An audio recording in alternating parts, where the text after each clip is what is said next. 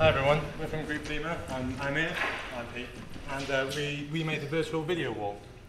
And what's the virtual video wall? Our brief was that in the computer labs you have lots of things you want to show off, lots of information and projects going on, and you want to be able to tell everyone about them. And it's infeasible to try and buy lots of screens or generally maintain that many screens to display all this. So why not use all the screens that are currently available in the labs and make a virtual video wall displaying a virtual screen across these. Then we talked to our client Michael, and he encouraged us to make sure the system is usable by non-technical users and make it innovative and new and something exciting, and something that can be extended in the future. So some of the use cases that we came up with for this, keeping in mind Michael's recommendations of making sure it's usable, there were some really cool artistic and advertising applications for this, such as the screens along the escalators, like along the London Underground escalators. And you can have, say, something like the Andrex puppy running up the screens with you as you're on the escalator. Might be annoying, but it would be cool, and you might remember it. And general ideas about having the screens being windows onto another world. So you can have a video conferencing application where you only have one webcam feed, but you know exactly where people are sat in the conference room in the remote location, and then you set up your screen such that you only see the people's faces. So this is what we did. This is some examples of what we've got. This is a Zelda map. This is an unnecessarily colourful fish, and this is getting very excited about it. So this is I'm going to take you through the user experience and show you how it's very easy to set everything up. So you connect to the screens that you've set up on the network. It finds them and tells you how many there are. Then you click Calibrate, and it displays these calibration images across monitors. At the moment, we're using data matrices, but you can use other calibration methods. And you take a picture of this setup, you feed it to the software, and it finds all the screens, and as you can see, the screens displayed on the interface are corresponding to the real screens.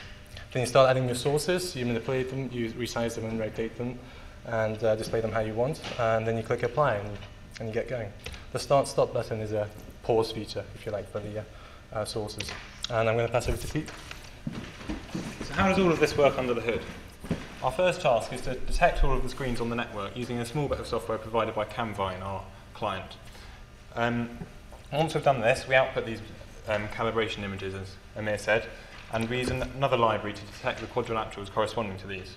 You then place on top of that your sources, so the remote desktop, your images, your videos, etc., using the same coordinates.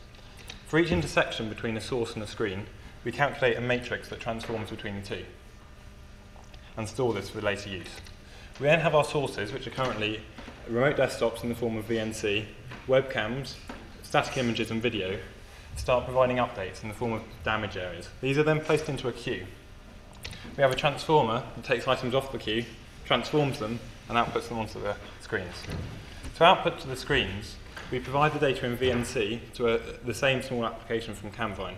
This converts it into their proprietary protocol, which compresses it a little, goes over your normal Ethernet network to the coder boxes, which is network in, video out, and this attaches to your normal, regular, cheap screens, and we get our images. So where from here? We think it would be pretty amazing and quite feasible to implement a system that tracks where the screens are going, and you can have the images being updated in a sensible way. For something like the escalator screens example, you can't get all the screens in the same image, obviously, so you want to be able to take several calibration images and have the system sensibly make sense of what's in the images and stitch them together. And at the moment, we haven't got any hardware acceleration for the graphics and the transformations we're doing. So implementing that will make it possible to accommodate many more screens, and also increase the real-time performance of the system. And that was Group Lima with the virtual video wall. Thank you.